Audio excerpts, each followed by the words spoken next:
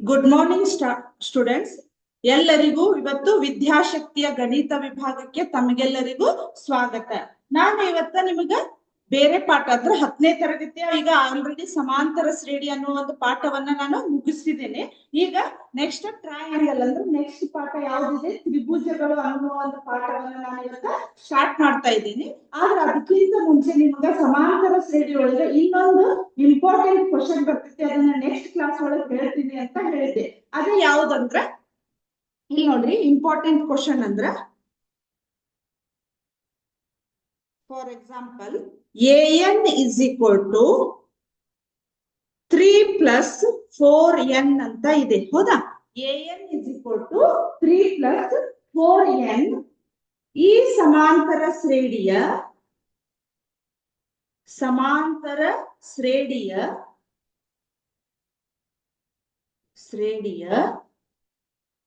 For example 5ನೇ ಪದ ಕಂಡು ಹಿಡಿಯಿರಿ ಅಂತ ಕೇಳ್ತಾರ ಕ್ವಶನ್. ಇದು ಸ್ವಲ್ಪ ಇಂಪಾರ್ಟೆಂಟ್ ಕ್ವಶನ್. ಇದನ್ನ ಯಾಕಂದ್ರ ನಿಮ್ಗ ಬಹಳ ಸಲ ಕ್ವಶನ್ ಪೇಪರ್ ಒಳಗ ಕೇಳಿದಾರು. 5ನೇ ಪದ ಕಂಡು ಹಿಡಿಯಿರಿ. an is equal to, ಈಗ ಅವ್ರು ಏನ್ ಹೇಳಿದಾರಲ್ಲ, ಎಲ್ಲೆಲ್ಲಿ n ಇದೆ ಅಲ್ಲಿ ನಾವ್ ಏನ್ ಮಾಡ್ಬೇಕು ಹೇಳ್ರಿ, 5ಅನ್ನ ಹಾಕ್ಬೇಕು. an is equal to 3 plus 4n. ಹೌದಾ? an is equal to 3 plus 4n. 3 plus 4 into 5 ಮಾಡಿದ್ರ, ಹೌದಾ? ಎಲ್ಲಿ n ಇದೆ ಅಲ್ಲ, ನಾವ್ ಏನ್ ಮಾಡ್ಬೇಕು, ಇಲ್ಲೇ 5ಅನ್ನ ಹಾಕ್ಬೇಕು. ಹೌದಾ? 5ಅನ್ನ ಹಾಕ್ಬೇಕು. So a5 is equal to 3 plus 4 into 5 ಎಷ್ಟಾಗತ್ತೆ ಹೇಳ್ರಿ? 20. ಹೌದಾ? a5 is equal to 20 plus 3 ಎಷ್ಟಾಗತ್ತೆ ನೋಡ್ರಿ? 23. ಅಂದ್ರ 5ನೇ ಪದ ನಮ್ಗ 23 ಅಂತ ಆಗತ್ತ. ಸೊ ಅವ್ರು ಇದೇ ಇಕ್ವೇಶನ್ ಕೊಡ್ತಾರಂತೇನಿಲ್ಲ, ಈ ಟೈಪ್ ಬೇರೆ ಇಕ್ವೇಶನ್ ಕೊಟ್ಟು ನಿಮಗ 5ನೇ ಪದ ಕಂಡುಹಿಡೀರಿ ಅಂತ ಹೇಳ್ಬೋದು, 4ನೇ ಪದವನ್ನ ಕಂಡುಹಿಡೀರಿ ಅಂತ ಹೇಳ್ಬೋದು. ಕರೆಕ್ಟ್? ಈಗ ನಾವೇನ್ ಮಾಡ್ಬೇಕು, ಅದೇ ರೀತಿ ಇಲ್ಲೊಂದು ನೋಡೋಣ. an is equal to 9 minus 5n ಅಂತ ಇದೆ. ಹೌದಾ? 9 minus 5n ಅಂತ ಇದೆ. ಸೊ ನಾವೀಗ ಫಾರ್ ಎಕ್ಸಾಂಪಲ್ 8ನೇ ಪದ ಕಂಡುಹಿಡೀರಿ ಅಂತ ಹೇಳಿದ್ರು ಅಂತ ತಿಳ್ಕೊರಿ. 8ನೇ ಪದ. ಸೊ ನಾವ್ n ಎಲ್ಲಿದೆ ಅಲ್ಲ ಅಲ್ಲಿ ಏನ್ ಮಾಡ್ಬೇಕು, 8ಅನ್ನ ಹಾಕ್ಬೇಕು. is equal to 9 minus 5 into n ಅಂದ್ರೆ ಎಷ್ಟಿದೆ ಹೇಳ್ರಿ? 8 ಇದೆ. 9 ಮೈನಸ್ 5 ಎಂಟ್ಲೆ ಎಷ್ಟಿದೆ ನೋಡ್ರಿ? 40. ಸೊ 9ರೊಳಗೆ 40 ನಮಗ ಮೈನಸ್ ಮಾಡ್ಲಿಕ್ಕೆ ಬರುವುದಿಲ್ಲ. ನಾವ್ ಅವಾಗ ಏನ್ ಮಾಡ್ಬೇಕು ಹೇಳ್ರಿ? 9 ಮೈನಸ್ 40 ಮಾಡಿದ್ರ 40ರೊಳಗೆ 9 ಕಳೆದ್ರೆ ಎಷ್ಟು ಬರ್ತದೆ ಹೇಳ್ರಿ? 31. ದೊಡ್ಡ ಅಂಕಿ ಹಿಂದಿನ ಚಿಹ್ನೆ ಮೈನಸ್ ಅಂತ ಬರ್ತಾ ಇದೆ. ಹೌದಾ? ಮೈನಸ್ 31. ಈ ರೀತಿ ಇದು ಇದ್ರಾಗ ಇನ್ನೊಂದು ಇಂಪಾರ್ಟೆಂಟ್ ಕ್ವಶನ್ ಹೇಳೋದಿತ್ತು. ಇದೇ ಲಾಸ್ಟ್. ಇಲ್ಲಿಗೆ ನಮ್ದು ಸಮಾಂತರ ಶ್ರೇಣಿ ಅನ್ನುವಂತಹ 1ನೇ ಪಾಠವನ್ನ ನಾನು ಮುಗಿಸಿದ್ದೇನೆ. ಈಗ ನೆಕ್ಸ್ಟ್ ಯಾವ್ದು ಹೇಳಿ, ತ್ರಿಭುಜಗಳು ಅನ್ನುವ ಒಂದು ಪಾಠವನ್ನ ಸ್ಟಾರ್ಟ್ ಮಾಡ್ತಾ ಇದ್ದೀನಿ. ಹೌದಾ? ತ್ರಿಭುಜಗಳು ನೆಕ್ಸ್ಟ್ ಚಾಪ್ಟರ್ ಯಾವ್ದು ಹೇಳ್ರಿ? ತ್ರಿಭುಜಗಳು ಅಥವಾ ಟ್ರಯಾಂಗಲ್ಸ್. ತ್ರಿಭುಜಗಳು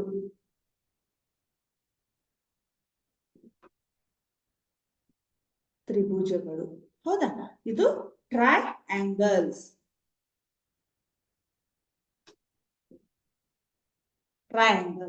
ಈಗ ನಿಮಗೆ ತ್ರಿಭುಜಗಳು ಅಂದ್ರೆ ಈ ಕಾನ್ಸೆಪ್ಟ್ ಅನ್ನ ನೀವು ಆಲ್ರೆಡಿ, ತ್ರಿಭುಜ ಅಂದ್ರೆ ನಮಗೊಂದು ಚಿತ್ರ ನಮ್ಮ ಮೈಂಡಿಗೆ ಬಂದ್ಬಿಡ್ತೈತಿ. ತ್ರಿಭುಜ ಅಂದ್ರೆ 3 ಬಾಹುಗಳು, 3 ಕೋನಗಳು, 3 ಶೃಂಗಗಳು. ಈಗ ನೀವ್ ಏನ್ ಮಾಡ್ರಿ, ಆಲ್ರೆಡಿ ನನಗೆ ಅನ್ಸಿದ ಮಟ್ಟಿಗೆ 3 ಅಂದ್ರೆ 3rd ಸ್ಟ್ಯಾಂಡರ್ಡ್ 4th ಸ್ಟ್ಯಾಂಡರ್ಡ್ ಅಂದ್ರೆ ಅದು ತ್ರಿಭುಜಗಳು ಆ ಡೈಗ್ರಾಮ್ ಅನ್ನೋದು ನಿಮ್ಗೆ ಕಾನ್ಸೆಪ್ಟ್ ಅರ್ಥ ಆಗಿರ್ತೈತಿ. ಆಮೇಲೆ ಈಗ 8th 9th ಅಂತೂ ತ್ರಿಭುಜಗಳನ್ನ ಹೆಂಗ್ ರಚಿಸ್ಬೇಕು ಅನ್ನೋದು ನೀವು ಅರ್ಥ ಮಾಡ್ಕೊಂಡಿರ್ತೀರಿ. ಬಟ್ ಇಲ್ಲಿ ಏನಾಗ್ತೈತಿ, ತ್ರಿಭುಜಗಳ ಇದ್ರ ಬಗ್ಗೆ ಇನ್ನೂ ಅಷ್ಟು ನಾವು ಹೆಚ್ಚಿನ ಯುವಕರ ಬಗ್ಗೆ ನಾವ್ ಏನ್ ಮಾಡ್ಬೋದು ಹೇಳ್ರಿ? ಥಿಯರಮ್ಸ್ಗಳನ್ನ, ಅಂದ್ರ ಇದ್ರ ಮೇಲಿನ ಥಿಯರಮ್ಸ್ಗಳನ್ನ ನಾವು ಅರ್ಥ ಮಾಡ್ಕೋಬಹುದು. ಹೌದಾ? ಈಗ ನೋಡ್ರಿ, ತ್ರಿಭುಜಗಳು ಇದ್ರೊಳಗ ಫಸ್ಟ್ನೇದ್ ನೋಡ್ರಿ, ತ್ರಿಭುಜಗಳು ಇದ್ರೊಳಗ ಬರುವಂತಹ ಸಮರೂಪ ತ್ರಿಭುಜಗಳು. ಇಲ್ಲಿ ನಮಗ್ ಬರುವುದು ಸಮರೂಪ ತ್ರಿಭುಜಗಳು. ಅಂದ್ರ ಸಮರೂಪ ತ್ರಿಭುಜಗಳು, ಸರ್ವ ಸಮ ತ್ರಿಭುಜಗಳು ಅನ್ನೋದನ್ನ ನಾವು ಹೇಳ್ಬೋದು. ಇಲ್ಲಿ ನೋಡ್ರಿ, ಎ ಬಿ ಸಿ. ಹೌದಾ, ಇದು ಒಂದು ತ್ರಿಭುಜ. ಈ ಚಿತ್ರವನ್ನ ನೋಡಿದ್ರೆ ನಮಗ್ ಏನಾಗ್ತದೆ ಹೇಳ್ರಿ, ಇವು ಮೂರು ಏನಾಗ್ತಾವ ನಮಗ, ಮೂರು ಬಾಹುಗಳು ಅಂದ್ರ 1 2 3 ಮೂರು ಬಾಹುಗಳು, ಮೂರು ಕೋನಗಳು. ಇಲ್ಲಿ ಬರ್ತಕ್ಕಂಥವು ಏನಾಗಿದ್ದಾವೆ, ಇವು ಮೂರು ಕೋನಗಳು ಇದಾವು. ಹೌದಾ, ಮೂರು ಕೋನಗಳು ಆದ್ಮೇಲೆ ಇವಕ್ಕ ಮೂರು ಶೃಂಗಗಳು ಅಂತಾರು. ಹೌದಾ, ಮೂರು ಶೃಂಗಗಳು ಅಂದ್ರ ತ್ರಿಭುಜ ಅಂದ್ರ ಅದ್ರದ್ದು ಅರ್ಥ ಏನ್ ನಮ್ಗೆ ಹೇಳ್ರಿ, ತ್ರಿಭುಜಗಳು ಅಂತಂದ್ರ ಮೂರು ಕೋನಗಳು, ಮೂರು ಬಾಹುಗಳು. ಹೌದಾ, ಮೂರು ಕೋನಗಳು, ಮೂರು ಬಾಹುಗಳು, ಮೂರು ಶೃಂಗಗಳನ್ನು ಹೊಂದಿರುವ ಆಕೃತಿಗೆ ನಾವೇನಂತ ಕರಿತೀವಿ, ತ್ರಿಭುಜಗಳು ಅಂತ ಕರಿತೀವಿ. ಹೌದಾ, ತ್ರಿಭುಜಗಳು ಅನ್ನೋದು ನಮ್ಗೆ ಗೊತ್ತಾಗಿದೆ. ಬಟ್ ಇದ್ರೊಳಗೆ ನಾನು ಇವತ್ತು ನಿಮ್ಗೆ ಹೇಳುದು ಸಮರೂಪ ತ್ರಿಭುಜಗಳು ಮತ್ತ ಸರ್ವಸಮ ತ್ರಿಭುಜಗಳು ಅಂತ ಆ ಆಕೃತಿಯ ಬಗ್ಗೆ ನಾನು ನಿಮ್ಗೆ ಹೇಳ್ತೀನಿ. ಸಮರೂಪ ತ್ರಿಭುಜಗಳು,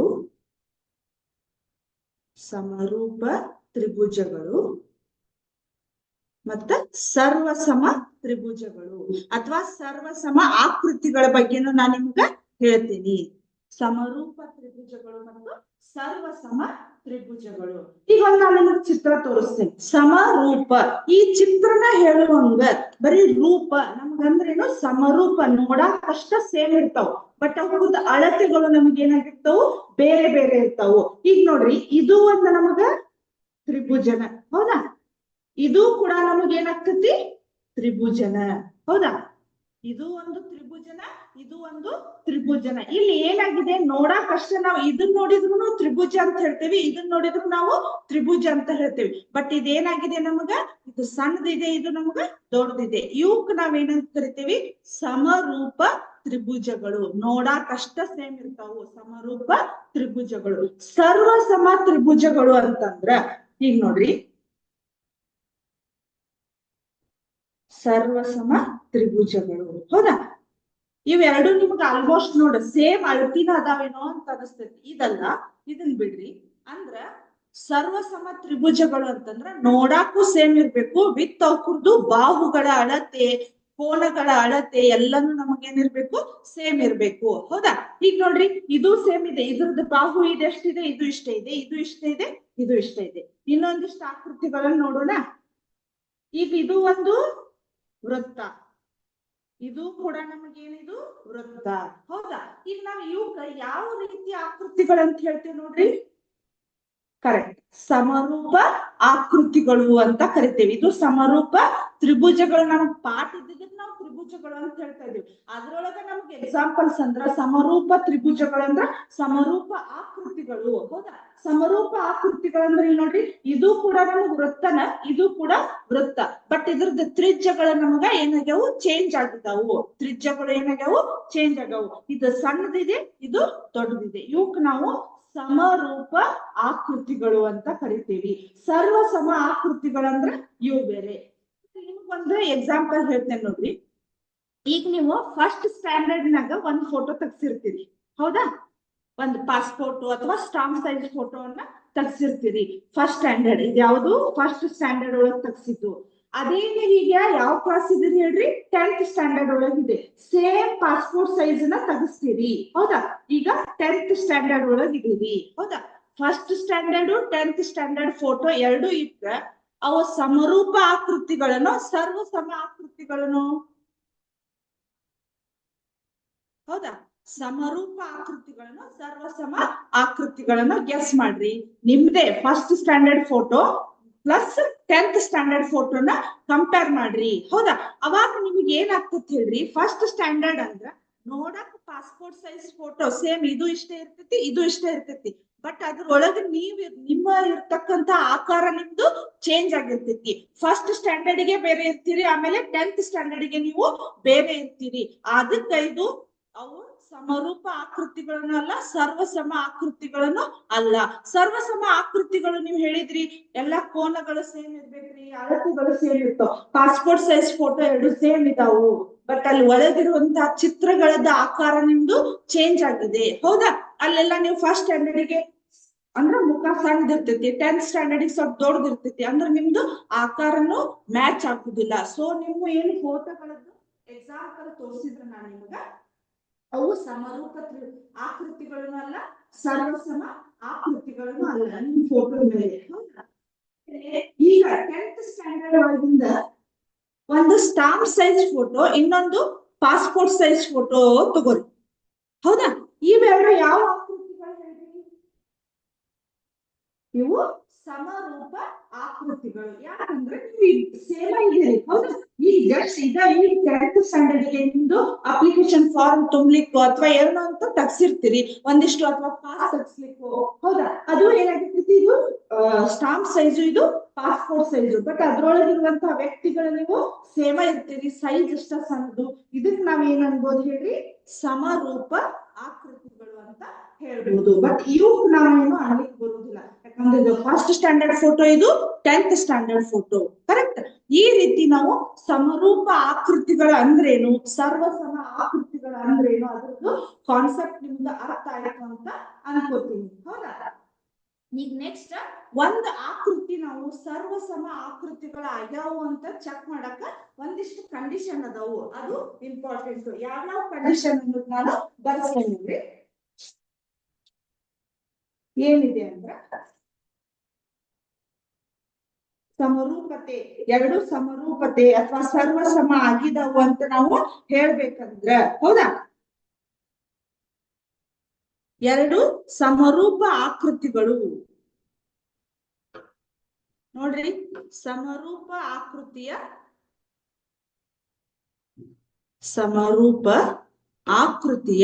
ಅಂಶಗಳು,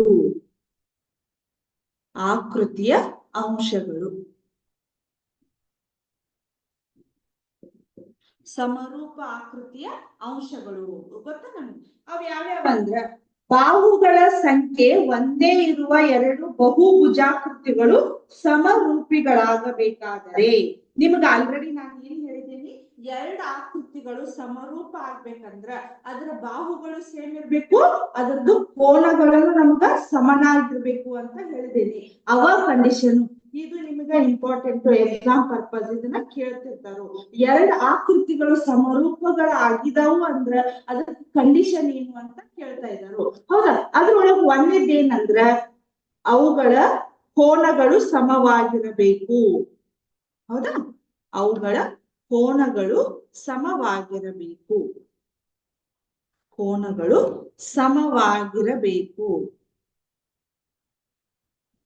ಹೌದಾ? ಕೋನಗಳು ಸಮವಾಗಿರ್ಬೇಕು ಅಂದ್ರ ಅದ್ರದ್ದು, ಈಗ ಒಂದು ತ್ರಿಭುಜದ ಇದು 45 ಆಂಗಲ್ ಇದೆ ಅಂದ್ರೆ ಇದು ಕೂಡ ನಮ್ಗ 45 ಆಂಗಲ್ ಇರ್ಬೇಕು. ನೆಕ್ಸ್ಟ್ ಎರಡನೇದೇನಿದೆ ಅಂದ್ರ ಅವುಗಳ ಬಾಹುಗಳು ಸಮ ಅಥವಾ ಸಮಾನುಪಾತದಲ್ಲಿ ಇರ್ಬೇಕು. ಅವುಗಳ ಬಾಹುಗಳು ಸಮ ಅಥವಾ ಸಮಾನುಪಾತದಲ್ಲಿರ್ಬೇಕು. ಸಮಾನುಪಾತದಲ್ಲಿ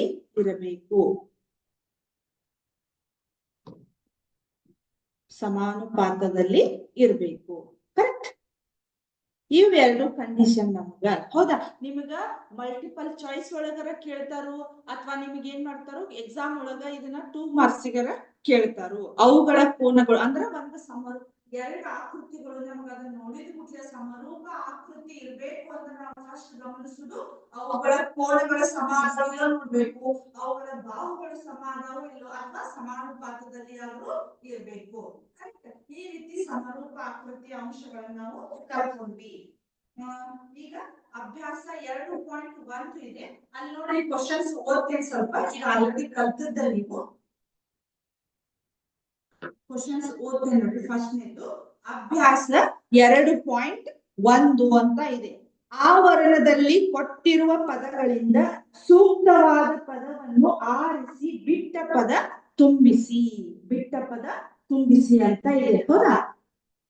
ಇಲ್ಲಿ ನೋಡ್ರಿ, ಒಂದೇದ್ದು ಎಲ್ಲಾ ವೃತ್ತಗಳು ಡ್ಯಾಶ್ ಸರ್ವಸಮ ಅಥವಾ ಸಮರೂಪ ಅಂತ ಇದೆ. ಹೌದಾ? ಒಂದೇ ಕ್ವಶನ್ ಏನಿದೆ ಅಂದ್ರ ಎಲ್ಲಾ ವೃತ್ತಗಳು ನಮಗ್ ಸರ್ವಸಮ ಆಗ್ತವೇನೋ? ಇಲ್ಲ. ಯಾಕಂದ್ರ ಬೇರೆ ಬೇರೆ ತ್ರಿಜ್ಯ ಇತ್ತು ಅಂದ್ರೆ ನಮಗ್ ಸರ್ವಸಮ ಆಗುದಿಲ್ಲ. ಸೊ ಎಲ್ಲಾ ವೃತ್ತಗಳು ನಮ್ಗೆ ಏನ್ ಬರ್ತಾವ ಹೇಳ್ರಿ? ಸಮರೂಪ ಅಂತ ಬರ್ತಾವು. ಜಸ್ಟ್ ನೋಡಾಕಷ್ಟ ಅವು. ಹೌದಾ? ಪೂರ್ತಿ ಅಳತೆಯಿಂದಲೂ ನಮಗವು ಸಮ ಆಗುದಿಲ್ಲ. ಆಮೇಲೆ ಎಲ್ಲಾ ವರ್ಗಗಳು ಡ್ಯಾಶ್. ಎಲ್ಲಾ ವರ್ಗಗಳು ಅಂತಂದ್ರ ನೀವು ಸ್ವಲ್ಪ ಬುಕ್ ಇದ್ರ ಚೆಕ್ ಮಾಡ್ರಿ. ಎಲ್ಲಾ ವರ್ಗಗಳು, ವರ್ಗ ಅಂದ್ರೆ ನಮ್ಗೆ ಏನಾಗ್ತೈತಿ ಚೌಕ. ಹೌದಾ? ಚೌಕ, ಎಲ್ಲಾ ಚೌಕಗಳು ಸೇಮ್ ಇರ್ತಾವೇನೋ? ಇಲ್ಲ. ಯಾಕಂದ್ರೆ ಇದು ಒಂದ್ ದೊಡ್ಡ ಚೌಕನೂ ಇರ್ಬೋದು, ಇದಕ್ಕಿಂತ ಇದು ದೊಡ್ಡ ಚೌಕನೂ ಇರ್ಬೋದು ನಮ್ಗ. ಹೌದಾ? ಅದಕ್ ನಮ್ಗ ಇದು ಕೂಡ ಆನ್ಸರ್ ಏನ್ ಹೇಳ್ರಿ? ಸಮರೂಪ. ಸಮರೂಪ. Next third one. ಎಲ್ಲಾ ಡ್ಯಾಶ್ ತ್ರಿಭುಜಗಳು ಸಮರೂಪ. ಅಂದ್ರ ಅಲ್ಲಿ ಆನ್ಸರ್ ಏನಿದೆ ನೋಡ್ರಿ, ಎರಡಿದಾವ್. ಸಮದ್ವಿಬಾಹು, ಸಮಬಾಹು. ಎಲ್ಲಾ ಡ್ಯಾಶ್ ತ್ರಿಭುಜಗಳು ಸಮರೂಪ. ಸಮದ್ವಿಬಾಹು ತ್ರಿಭುಜ ಅಂದ್ರ ಅದು ಆನ್ಸರ್ ತಪ್ಪಾಗ್ತೈತಿ. ಸಮದ್ವಿಬಾಹು ಅಂದ್ರ ನಮಗ ಬಾಹುಗಳು ಚೇಂಜ್ ಆಗ್ಬೋದು. ಬಟ್ ಎಲ್ಲಾ ಸಮ ಬಾಹು ತ್ರಿಭುಜ ಏನಾಗ್ತಾವ ನಮಗ? ಸಮರೂಪ. ಅಂದ್ರ ಸಮಬಾಹು ತ್ರಿಭುಜ. ಸಮಬಾಹು ತ್ರಿಭುಜ. ನಾಲ್ಕನೇದು ಬಾಹುಗಳ ಸಂಖ್ಯೆ ಒಂದೇ ಇರುವ ಎರಡು ಬಹುಭುಜಾಕೃತಿಗಳು ಸಮರೂಪವಾಗಬೇಕಾದರೆ ಅದರ ಅನುರೂಪ ಕೋನಗಳು. ಈಗಾದ್ರೆ ನಾನು ಬರ್ಸೇನೆ, ಸಮ ಆಗಿರ್ಬೇಕು. ಅನುರೂಪ ಕೋನಗಳು ಏನಾಗಿರ್ಬೇಕು? ಸಮ ಆಗಿರ್ಬೇಕು. ಮತ್ತ ಅವರ ಬಾಹುಗಳು ಏನಾಗಿರ್ಬೇಕು ಹೇಳ್ರಿ? ಸಮಾನುಪಾತದಲ್ಲಿ ಇರ್ಬೇಕು. ಸಮಾನುಪಾತದಲ್ಲಿ ಇರ್ಬೇಕು. ಸಮಾನುಪಾತದಲ್ಲಿ ಇರ್ಬೇಕು. ಕರೆಕ್ಟ್? ಈ ರೀತಿ ನಮಗ ಇದು ಅಭ್ಯಾಸ 2.1. ಆಮೇಲೆ ಏನಿಲ್ಲ, ಮೂರನೇ ಮೇನ್ ಒಳಗ ಕ್ವಶನ್ ಇದೆ ನೋಡ್ರಿ. ಈ ಕೆಳಗಿನ ಚತುರ್ಭುಜಗಳು ಸಮರೂಪವೇ ಅಂತ ಕೇಳಿದರು. ಚತುರ್ಭುಜಗಳು ಸಮರೂಪವೇ ಅಂತ ಕೇಳಿದ್ದಾರೆ. ಹೌದಾ? ಸಮರೂಪಗಳು ಇಲ್ಲಿ ನೋಡ್ರಿ, ಈ ರೀತಿ ನಮಗ ಚಿತ್ರ ಇದೆ. ಹೌದಾ?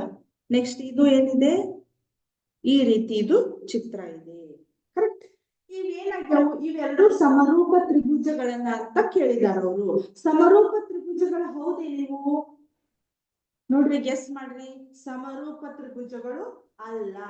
ಯಾಕಂದ್ರೆ ಬರೀ ಚಿತ್ರ ನೋಡಿದ್ರೆ ಅರ್ಥ ಆಗ್ತೈತಿ ಇದ್ರದ್ದು ಕೋನ ಚೇಂಜ್ ಇದೆ. ಹೌದಾ? ಇದ್ರ ಕೋನ ಸ್ವಲ್ಪ ಹಿಂಗಾಗಿದೆ, ಇದು ಪೂರ್ತಿ 90 ಡಿಗ್ರಿ ಇದೆ. ಸೊ ಇವೆರಡು ವರ್ಗಗಳು ಅಥವಾ ಚೌಕಗಳು ನಮ್ಗೆ ಏನಾಗ್ತಾವು? ಸಮರೂಪ ಆಕೃತಿಗಳು ಅಲ್ಲ. ಸಮರೂಪ ಆಕೃತಿಗಳು ಅಲ್ಲ. ಸಮರೂಪ ಆಕೃತಿಗಳು ಅಲ್ಲ ಅಂತ ಹೇಳ್ಬೋದು. ಈಗ ನೋಡ್ರಿ, ಸಮರೂಪ ಆಕೃತಿಗಳು ಇದಾಯ್ತು. ಈಗ ನೆಕ್ಸ್ಟ್ ನಾವ್ ಏನ್ ಮಾಡ್ಬೇಕಂದ್ರ ತ್ರಿಭುಜಗಳ ಬಗ್ಗೆ ಈ ಪಾಠದೊಳಗ ಒಟ್ಟ 5 ಥಿಯರಮ್ಸ್ ಇದಾವು, ಅಂದ್ರ ಪ್ರಮೇಯಗಳಿದಾವು. ಹೌದಾ? ಇವು 5 ಥಿಯರಮ್ಸ್ ನಮ್ಗ exam purpose very very very important. ಇದ್ರೊಳಗ ಈ 5 ಥಿಯರಮ್ ಒಳಗ ಒಂದು ಥಿಯರಮ್ ಅಂತೂ 5 ಮಾರ್ಕ್ಸ್ ಗೆ ಕಂಪಲ್ಸರಿ ಬೀಳ್ತೈತಿ. ಅದಕ್ಕೆ ನಾವ್ ಏನ್ ಮಾಡ್ಬೇಕು? 5 ಥಿಯರಮ್ ಅನ್ನ ಕರೆಕ್ಟ್ ಆಗಿ ಪ್ರಾಕ್ಟೀಸ್ ಮಾಡ್ಬೇಕು. ಅದ್ರೊಳಗ ಒಂದಂತೂ ಕಂಪಲ್ಸರಿ ಕ್ವಶನ್ ಅಂತ ನಮ್ಗೆ ಬಿದ್ದೇ ಬರ್ತೈತಿ. ಅದು ಸ್ವಲ್ಪ ದೊಡ್ಡ ನೀವು 2 ಸಲ ಪ್ರಾಕ್ಟೀಸ್ ಮಾಡಿದ್ರೆ ನಿಮ್ಗೆ ಈಸಿಲಿ ನೀವು ಏನ್ ಮಾಡ್ಬೋದು? ಕಲಿಬಹುದು. ಹೀಗಾದ್ರಿಂದ ತ್ರಿಭುಜಗಳ ಸಮರೂಪತೆ ಯಾವ ಥಿಯರಮ್ ಅನ್ನೋದು ನಾನು ಹೇಳ್ತೇನೆ ನೋಡಿ. ಇದನ್ನ ಮೂಲ ಸಮಾನುಪಾತತೆಯ ಪ್ರಮೇಯ. ಮೂಲ ಸಮಾನುಪಾತತೆಯ ಪ್ರಮೇಯ. ಸಮಾನುಪಾತತೆಯ ಪ್ರಮೇಯ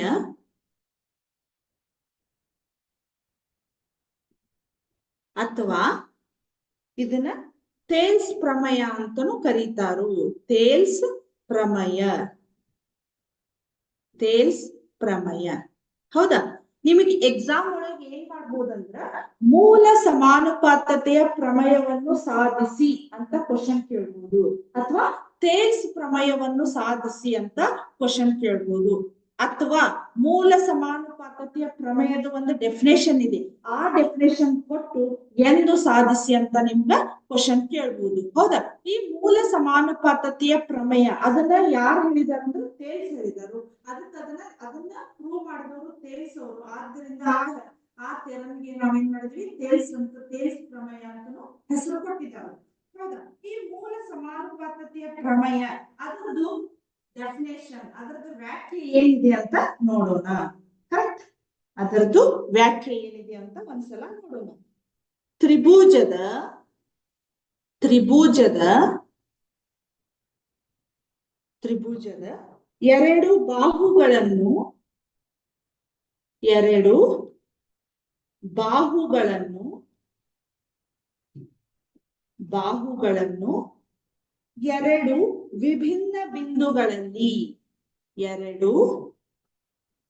ವಿಭಿನ್ನ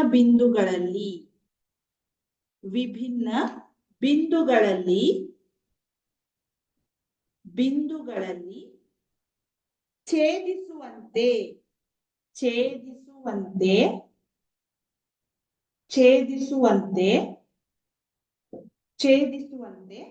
ಸಮಾನಾಂತರವಾಗಿ ಎಳೆದ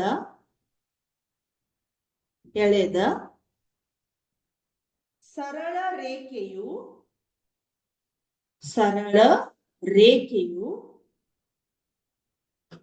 ಉಳಿದೆರಡು ಬಾಹುಗಳನ್ನು ಸಮಾನುಪಾತದಲ್ಲಿ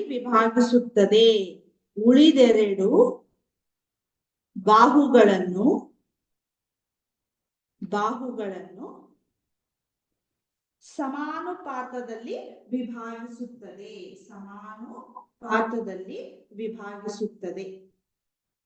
ಸಮಾನುಪಾತದಲ್ಲಿ ವಿಭಾಗಿಸುತ್ತದೆ. ಹೌದಾ? ಈಗ ಇದು ಥೇಲ್ಸ್ ಪ್ರಮೇಯದ ಇದೊಂದು ಡೆಫಿನೇಷನ್. ಜಸ್ಟ್ ಇದನ್ನು ಪ್ರೂವ್ ಮಾಡೋದು ಇನ್ನು ದೊಡ್ಡದಿದೆ. ಇದು ಏನಂದ್ರೆ ತ್ರಿಭುಜದ ಎರಡು ಬಾಹುಗಳನ್ನು ಎರಡು ವಿಭಿನ್ನ ಬಿಂದುಗಳಲ್ಲಿ ಛೇದಿಸುವಂತೆ ಮಾಡಿದಾಗ ಉಳಿದೆರಡು ಬಾಹುಗಳನ್ನು ಸಮಾನುಪಾತದಲ್ಲಿ ವಿಭಾಗಿಸುತ್ತದೆ. ಈ ಡೆಫಿನೇಷನ್ ಕೂಡ ನಮಗೆ ಏನಾಗ್ತದೆ ಹೇಳ್ರಿ, very very important for 1 marks. ಅಂದ್ರೆ ಏನ್ ಕೇಳ್ತಾರಂದ್ರ ಮೂಲ ಸಮಾನುಪಾತತೆಯ ಪ್ರಮೇಯವನ್ನು ಬರೆಯಿರಿ ಅಂತ ಕೇಳ್ತಾರು. ಬರೀ 1 ಮಾರ್ಕ್ಸ್ ಕೊಟ್ರಂದ್ರೆ ನಾವ್ ಇಷ್ಟ ಬರಿಬೇಕು. 5 ಮಾರ್ಕ್ಸ್ ಕೊಟ್ರಂದ್ರೆ ಅದನ್ನ ಪ್ರೂವ್ ಮಾಡೋ ಮೆಥಡ್ ಇದಾವು, ಅದನ್ನ ನಾನು ಈಗ ಹೇಳ್ತೇನೆ. ಅದನ್ನೆಲ್ಲ ನೀವು ಪ್ರಾಕ್ಟೀಸ್ ಮಾಡಿ 5 ಮಾರ್ಕ್ಸ್ ಗೆ ಪ್ರಿಪೇರ್ ಆಗ್ಬೇಕು. ಕರೆಕ್ಟ್? ಈಗ ನೋಡ್ರಿ, ಮೂಲ ಸಮಾನುಪಾತತೆಯ ಪ್ರಮೇಯ ಇದಾಯ್ತು. ಇದ್ರದೊಂದು ಡೈಗ್ರಾಮ್ ಅನ್ನ ನಾ ಹೆಂಗ್ ಹಾಕ್ತೇನೆ ನೋಡಿ. ಈಗ ಅದನ್ನ ನಾವೇನ್ ಮಾಡ್ಬೇಕು, ಈಗ ಪ್ರೂವ್ ಮಾಡ್ಬೇಕು. ಹೌದಾ? ನೋಡ್ರಿ,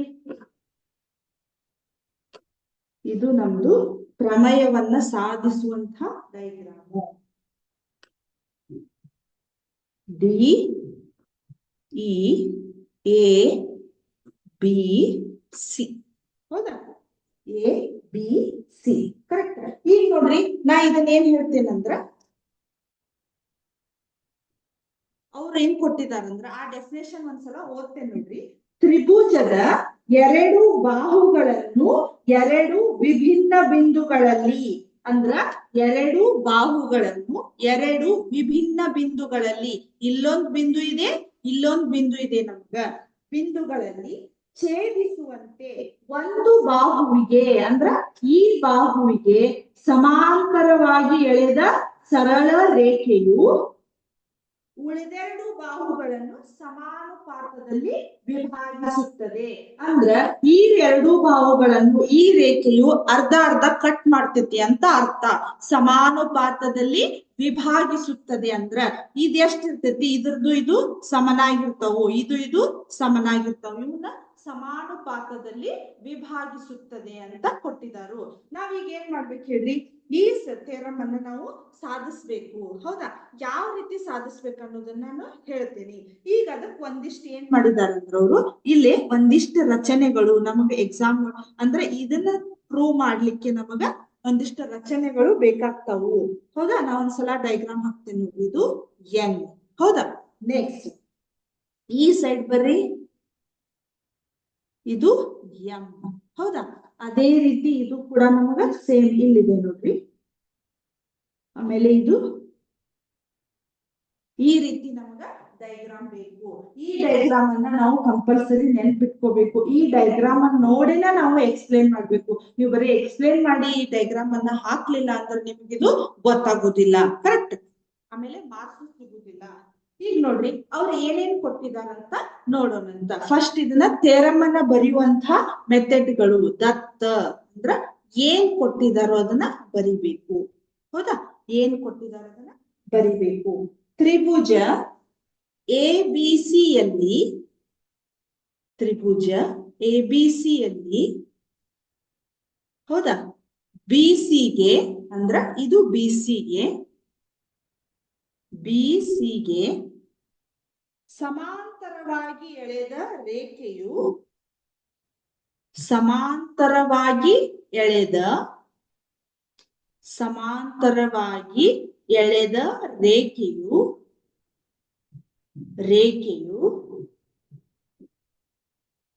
AB ಮತ್ತು AC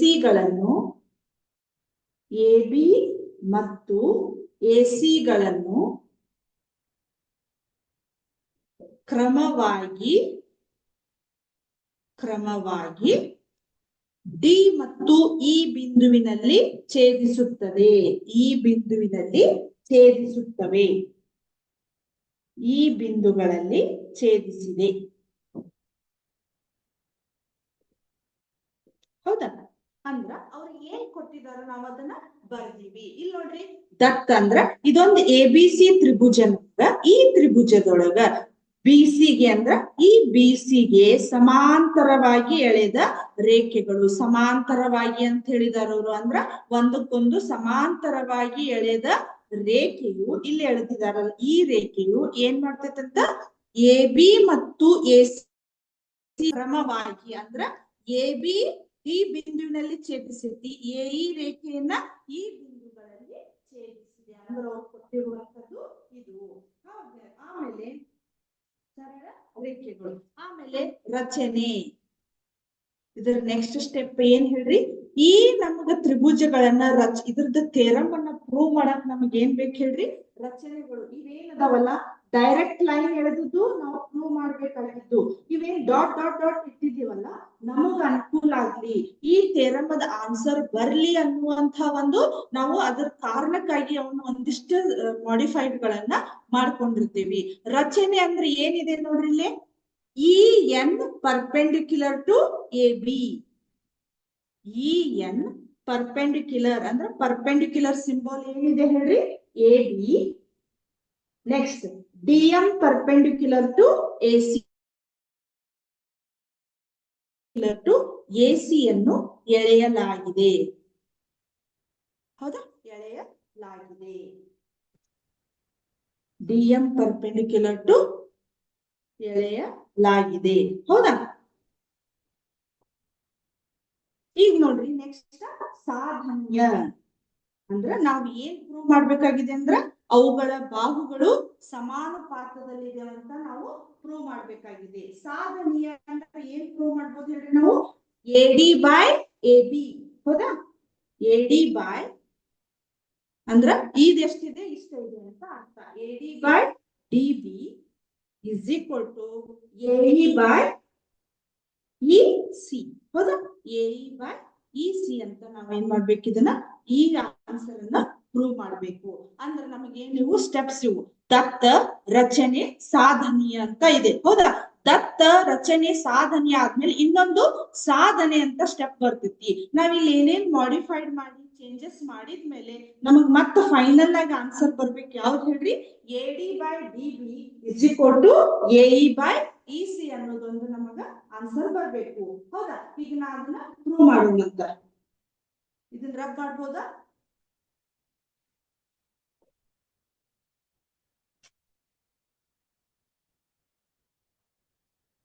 ಈಗ ನೆಕ್ಸ್ಟ್ ಸಾಧನೆ. ಹೌದಾ, ಸಾಧನೆ. ಈ ಸಾಧನೆ ಏನ ಬರ್ತೈತಂತ ನೋಡೋಣಂತ. ಸಾಧನೆ ಇದನ್ನ ಇದು ಇವತ್ತ ಹೇಳಲಿಕ್ಕತ್ರ ಬಹಳ ಲೇಟ್ ಆಗ್ತೈತಿ. ಇದನ್ನ ನೆಕ್ಸ್ಟ್ ಕ್ಲಾಸ್ ಒಳಗ ಕಂಟಿನ್ಯೂ ಮಾಡ್ತೇನೆ. ಇನ್ನು ಬಹಳ ಇದೆ ಥೇರಮ್ ಇದು. ಈ ಥೇರಮ್ ಅನ್ನ ಇನ್ನೂ ಒಂದ್ಸಲ ರಿಪೀಟ್ ಮಾಡಿ ಇನ್ನು ನೆಕ್ಸ್ಟ್ ಕ್ಲಾಸ್ ಒಳಗ ಕಂಟಿನ್ಯೂ ಮಾಡ್ತೇನೆ. ಇಲ್ಲಿಗೆ ಇಷ್ಟೊತ್ತರೆಗೂ ಹೇಳಿದ್ರೆ ತಿಳಿದಿದೆ ಅಂತ ಅನ್ಕೋತೀನಿ. ಇದರ ನೆಕ್ಸ್ಟ್ ಕ್ಲಾಸ್ ಒಳಗ ನೆಕ್ಸ್ಟ್ ಅನ್ನ ಕಂಟಿನ್ಯೂ ಮಾಡ್ತೇನೆ. Thank you.